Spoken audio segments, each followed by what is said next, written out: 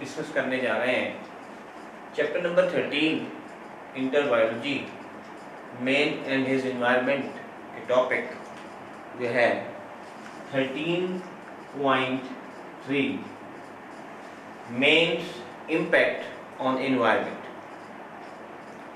जैसा कि आपको पता है कि जब से इंसान इस दुनिया में आया है उसने डिफरेंट एक्टिविटीज परफॉर्म की हैं और कंटिन्यूसली उन एक्टिविटीज की वजह से मेन की एक्टिविटीज की वजह से इफेक्ट हुआ है ऑन एनवायरनमेंट, जिसे हम मेन्स इम्पैक्ट ऑन एनवायरनमेंट कहते हैं। अगर हम ये देखें कि मेन की एक्टिविटीज से एनवायरनमेंट पर क्या इफेक्ट आया है, तो हमारे पास आपको पता है रिसोर्सेज एक होती हैं नॉन रिन्यूएबल रिसोर्सेज। देखिए बेटा, नॉन रिन्यूएबल रिसोर्सेज जो होती हैं ऐसी रिसोर्सेज जो एक दफा अगर कंज्यूम हो जाएं तो वो वापस रीजनरेट नहीं हो पाती। इसके मुख्तलिफ एग्जाम्पल्स हैं हमारे पास, जैसे पेट्रोलियम है, गैस है, कोल तार है, कोल है, ठीक है। These are different non renewable resources. इंसान के इस दुनिया में आने के बाद जो इफेक्ट एनवायरनमेंट पर पड़ा है वो क्या है कि इंसान ने आकर अल्टरनेट कर दिया है, अल्टरनेटिंग नॉन रिन्यूएबल रिसोर्सेज को अल्टरनेट किया, या फिर डिग्रेडिंग या डिप्लीटिंग। मतलब इंसान की मुख्तलिफ एक्टिविटीज की वजह से नॉन रिन्यूएबल रिसोर्सेज अल्टर हुई हैं, डिग्रेड हुई हैं और डिप्लीट हुई हैं। इसीलिए हम कहते हैं man's activity which are continuously from the start of the man in the universe, they are degrading the non-renewable resources. अब हमारे पास एग्जाम्पल है, जैसे कि अगर हम थोड़ी देर के लिए एग्जाम्पल देखें, fossil fuel, this is one of the non renewable resource. अब इस फॉसिल फ्यूल को इंसान ने यूज किया। पहली बात तो ये फॉसिल फ्यूल आया कहां से? ये वो फॉसिल फ्यूल है which is accumulated from millions of years. Fossil fuel जो कि कई सालों से जमा हो रहा है, कहां पर? With in the soil. इसी फॉसिल फ्यूल को जब इंसान ने लार्ज स्केल पर यूज किया, यूज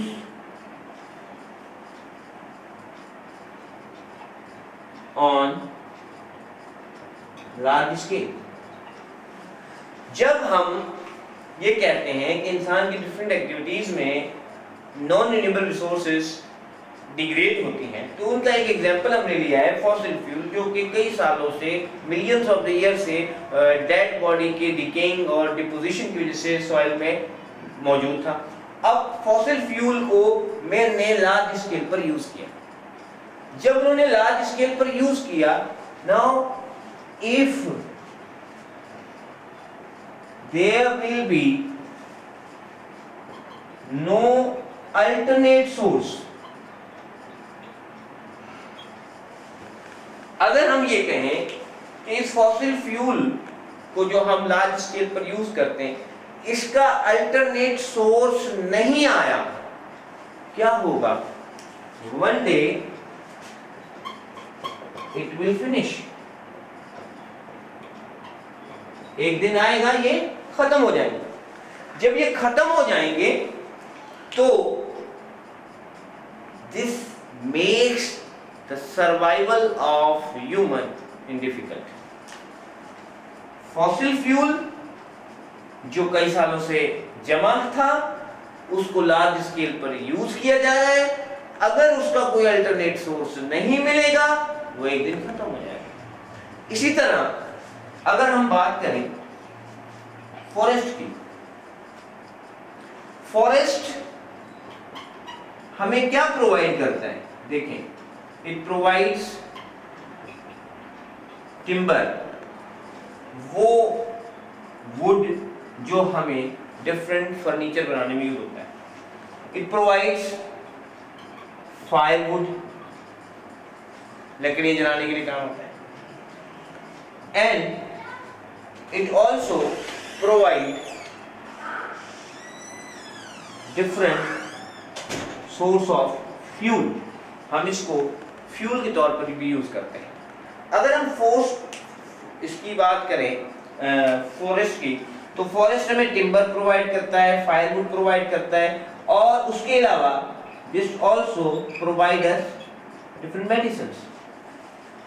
मगर अब हम क्या कर रहे हैं? हम इंसान जब इस दुनिया में आए हैं, we are going through deforestation. हम डिफॉरेस्टेशन के प्रोसेस को कंटिन्यू कर रहे हैं। अब हम डिफॉरेस्टेशन क्यों कर रहे हैं? ताकि हम ज्यादा से ज्यादा टिम्बर यूज करें, ज्यादा से ज्यादा फायरवुड यूज करें, और इस वजह से डिफॉरेस्टेशन में प्लांट की जो क्वांटिटी है एनवायरनमेंट में कम होती जाए। और हम डिफॉरेस्टेशन इसलिए भी कर रहे हैं ताकि हम एग्रीकल्चर के लिए लैंड को क्लियर करें। This is how deforestation brings the drastic depletion of the non renewable resources. Forest, अब हमारे पास वाइल्ड स्पीशीज कम होती जा रही है, ठीक है। इसी तरह हम कहते हैं इस फॉरेस्ट के खत्म होने से हमारे पास एक्सटिंक्ट हो रहा है। क्या हो रहा है? एक्सटिंक्ट मींस डेड हो रही है। डेथ हो रही है किसकी? डिफरेंट स्पीशीज की। वो स्पीशीज जो वाइल्ड गेम एनिमल्स थे, उनकी स्पीशीज एक्सटिंक्ट हो रही है। जो हमारे पास डिफरेंट प्लांट की स्पीशीज जो फॉरेस्ट में होती थी, अब वो एक्सटिंक्ट हो गई। दिस इज हाउ फॉरेस्ट जो हमें इतनी सारी सहूलियात दे रहा था, हमारे एनवायरनमेंट को मेंटेन रख रहा था, जब से हमने डिफॉरेस्टेशन कंटिन्यू की है, तब से हमारे एनवायरनमेंट में डिफरेंट स्पीशीज की एक्सटिंक्शन आ गई। इसी तरह अगर हम करते रहे, बहुत इंपॉर्टेंट बात बता रहा हूं यहां पर, if this is continued in next 30 years there will be no any rainforest। अगले 30 सालों में रेन फॉरेस्ट मुकम्मल तौर पर खत्म हो जाएगा अगर हम डिफॉरेस्टेशन के प्रोसेस को कंटिन्यू करते हुए आएंगे, करते हुए आएंगे, करते हुए आएंगे। एक वक्त आएगा कि ये हमें एक्सटिंक्शन की तरफ ले जाएगा। इसी तरह आगे चलते हैं, नेक्स्ट है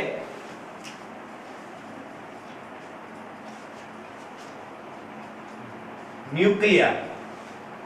अब इस न्यूक्लियर प्लांट्स की अगर हम बात करें, देखिए बेटा, न्यूक्लियर प्लांट एक ऐसी जगह जहां पर nuclear items, nuclear material, atom bomb like this, nuclear weapons बनाई जाती हैं। जब से ये न्यूक्लियर प्लांट पहली दफा दुनिया में बनाए गए, तब से nuclear radiations, nuclear pollutants environment का हिस्सा बन गए। सबसे पहला nuclear plant Chernobyl,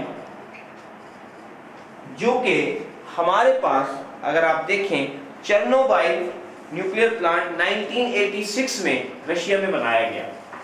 1986 in Russia. ये चेर्नोबिल न्यूक्लियर प्लांट जिसके डोज फर्स्ट डोज में से, मतलब फर्स्ट जो रेडिएशन डोज इसमें से निकला, लोअर डोज जो इसका था, लोअर डोज ऑफ रेडिएशन, उसकी वजह से 5000 to 75,000 कैंसर डेथ हुई। This is the lowest rate of the radiational death. हम कहते हैं न्यूक्लियर प्लांट चेर्नोबिल 1986 जो रशिया में डेवलप किया गया, इसमें से जो lower dose of the radiation environment में आया, उसकी वजह से 5000 to 75,000 डेथ जो है डेथ्स हुई, जो कैंसर डेथ होती है। अच्छा, इसी तरह अगर हम आगे बढ़ते रहे, इंसान समझता है बेटा main considered that it modified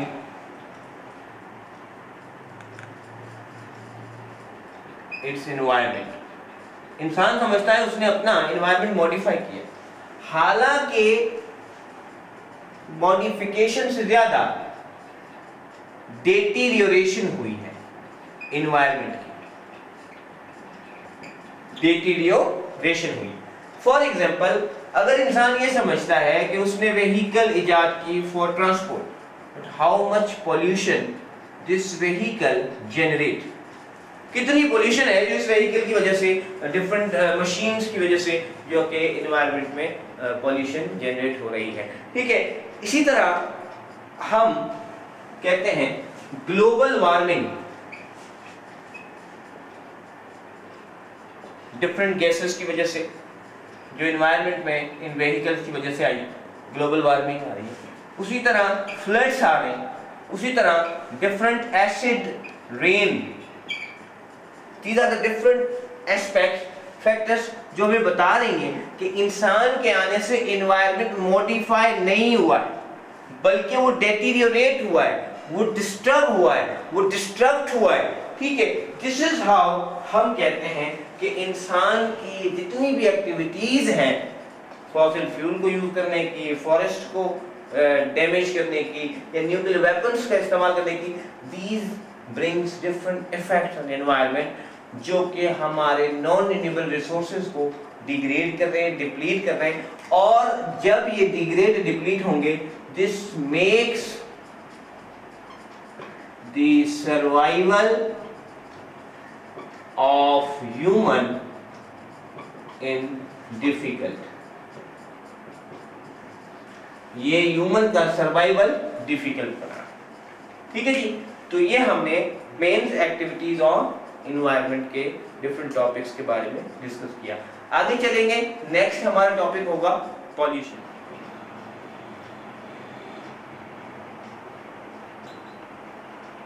and food. Now बेटा, जैसा कि आपको पता है, there is a wide range of rate of birth और rate of increasing population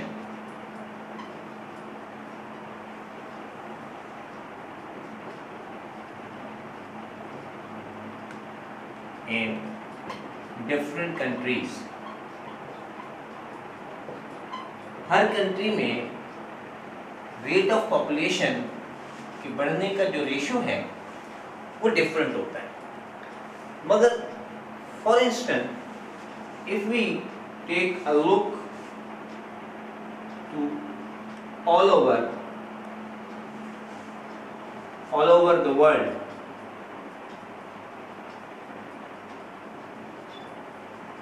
in 1975 the population is what?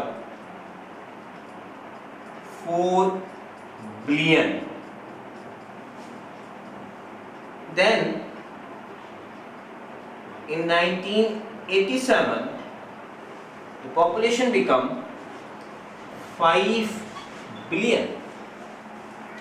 देखिए, हर दुनिया के हर एक मुल्क में जो पॉपुलेशन के बढ़ने का जो रेट है वो डिफरेंट होता है। There is a wide range, wide variety of range. मगर हम ओवरऑल वर्ल्ड में देखें तो हमें 1975 में जो पॉपुलेशन नजर आई वो 4 बिलियन थी, और जो 1987 में पॉपुलेशन बताई जाती है वो 5 बिलियन। इसी तरह बताया जाता है कि इन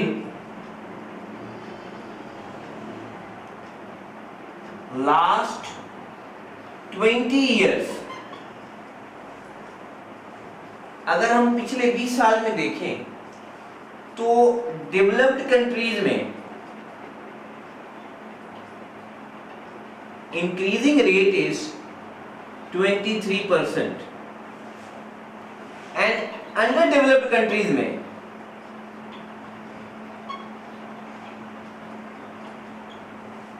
this is 62%. That means the population is increasing in a huge number day by day. Developed countries में 23% पॉपुलेशन बढ़ रही है और अंडर डेवलप्ड में 62% तक पॉपुलेशन बढ़ चुकी है।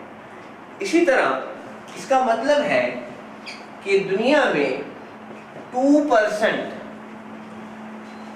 पर ईयर पॉपुलेशन इंक्रीज हो रही है। हर साल में in world the rate of increasing is 2%। इसी तरह अगर हम पाकिस्तान में देखें, in Pakistan increasing rate is 3% per annum और per year. This is more. जैसे जैसे आप डेवलप्ड कंट्रीज की बात करते हैं तो पॉपुलेशन कंट्रोल्ड होती है, और अंडर डेवलप्ड की बात करते हैं तो पॉपुलेशन अनकंट्रोल्ड होती है और वेट ऑफ पॉपुलेशन ज्यादा बढ़ रहा होता है। अब सवाल ये है कि पॉपुलेशन के बढ़ने से क्या होगा? जहां पर पॉपुलेशन इंक्रीज होगी उसका रेसिप्रोकल रिलेशनशिप होगा with resources, and the most important resource is food. Population बढ़ती जाएगी, रिसोर्सेस कम होते जाएंगे, फूड कम होता जाएगा। इसी तरह there will be a chance of malnutrition in the world, and this malnutrition bring different kind of diseases, disorders in human health.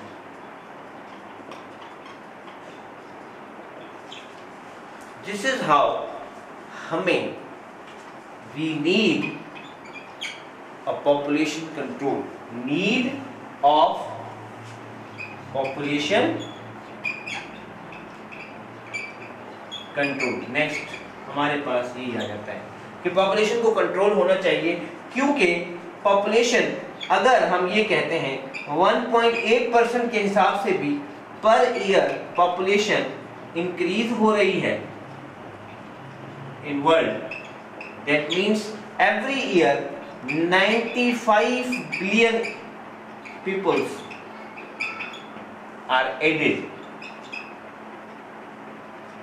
हर साल इतनों का इजाफा होगा। तो हमें इस पॉपुलेशन को कंट्रोल करना चाहिए ताकि हमारे रिसोर्स का यूज कम हो। इसी तरह थाईलैंड एंड मैक्सिको, इन के बारे में कहा जाता है they make a wonderful control on increasing population.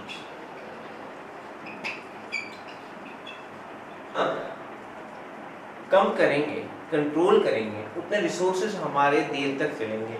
Otherwise population बढ़ती जाएगी, रिसोर्सेज कम होते जाएंगे। इस लिहाज से थाईलैंड और मैक्सिको में पॉपुलेशन को कंट्रोल किया गया है, और अगर बाकी कंट्रीज में भी ये कंट्रोल्ड रहे, this will bring a good impact on environment. So this is all about today's lecture. इंशाल्लाह हम कल फिर मिलेंगे। For further lectures keep subscribing my channel and by clicking on subscribe button and bell icon पे भी click करते रहें ताकि आपको फर्दर वीडियोस पहुंचती रहें। Thank you so much.